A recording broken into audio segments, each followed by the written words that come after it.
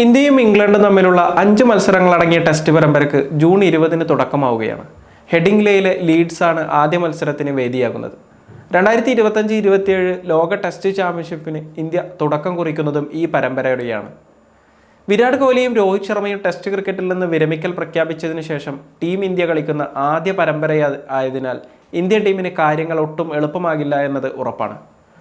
കഴിഞ്ഞ വർഷം Indian cricket ടീമിന്റെ പരിശീലകനായി ചുമതലയേറ്റ ശേഷം ഗൗതം ഗംഭീറിന് ടെസ്റ്റ് ക്രിക്കറ്റിൽ ഇതുവരെ നിരാശ മാത്രമാണ് ലഭിച്ചത്. ന്യൂസിലാൻഡിനെതിരെ സ്വന്തം നാട്ടിൽ പരമ്പര തോറ്റ ഇന്ത്യ ഓസ്ട്രേലിയയിൽ അവർക്കെതിരെയും നാണം കെട്ട പരാജയം ഏറ്റുവാങ്ങി. ഇംഗ്ലണ്ടിൽ ടീമുമായി എത്തുമ്പോൾ പരമ്പര വിജയത്തിൽ കുറഞ്ഞതൊന്നും ഗംഭീറിനെ തൃപ്തനാക്കില്ല.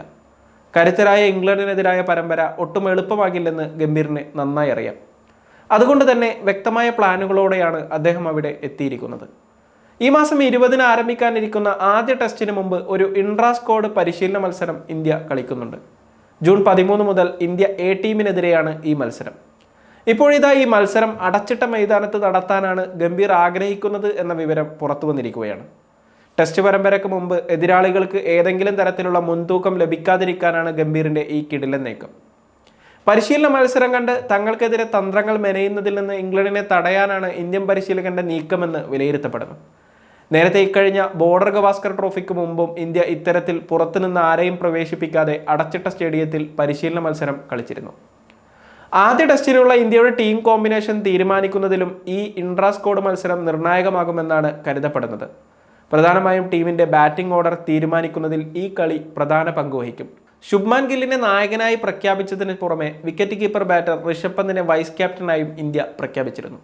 യശസ്വി ജയ്സ്വാൾ, KL രാഹുൽ, സായ് സുദർശൻ, അഭിമന്യു ഈശ്വരൻ, കരുൺ നായർ, ധ്രുവ് ജുറൽ എന്നിവരാണ് ഇന്ത്യൻ ടീമിലെ മറ്റു ബാറ്റർമാർ.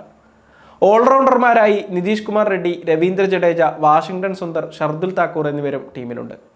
ജസ്പ്രീത് ബുംറ, മുഹമ്മദ് സിറാജ്, പ്രസീദ് കൃഷ്ണ, ആകാശ് ദീപ്, അർഷ്ദീപ് സിംഗ്, കുൽദീപ് യാദവ് തുടങ്ങിയവരാണ് ബോളിംഗ് നിരയിലുള്ളത്. ജൂലൈ 2 മുതൽ 6 വരെ ബെർമിംഗ്ഹാമിലാണ് പരമ്പരയിലെ 2ാം ടെസ്റ്റ് മത്സരം നടക്കുക. ലോർഡ്സിലെ മത്സരം ജൂലൈ 10 മുതൽ 14 വരെയും നടക്കും. 4ാം ടെസ്റ്റ് ജൂലൈ 23 മുതൽ 27 വരെ എമിറേറ്റ്സ് ഓൾഡ് ട്രാഫോർഡിലും 5ാം ടെസ്റ്റ് ജൂലൈ 31 മുതൽ ഓഗസ്റ്റ് 4 വരെ കെന്നിംഗ്ടൺ ഓവലിലും വെച്ച് നടക്കും. സന്നാഹ മത്സരത്തിൽ ഇന്ത്യ നേരിടാനിരിക്കുന്ന എ ടീം കഴിഞ്ഞ ദിവസങ്ങളിൽ ഇംഗ്ലണ്ട് ലയൺസുമായി 2 അനൗദ്യോഗിക ടെസ്റ്റ് മത്സരങ്ങൾ കളിച്ചിരുന്നു.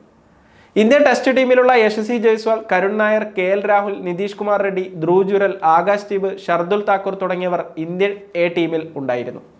കരുൺ നായർ ആദ്യ മത്സരത്തിൽ തകർപ്പൻ ഇരട്ട സെഞ്ചുറി നേടി. 2ാമത്തെ മത്സരം കളിക്കാരെത്തിയ KL രാഹുൽ ആദ്യ ഇന്നിംഗ്സിൽ സെഞ്ചുറിയും 2ാം ഇന്നിംഗ്സിൽ അർദ്ധ സെഞ്ചുറിയുമാണ് നേടിയത്. ഇംഗ്ലണ്ട് ലയൺസിനെതിരെയുള്ള ഇന്ത്യ എ ടീമിന്റെ 2 മത്സരങ്ങളും സമനിലയിലാണ് അവസാനിച്ചത്.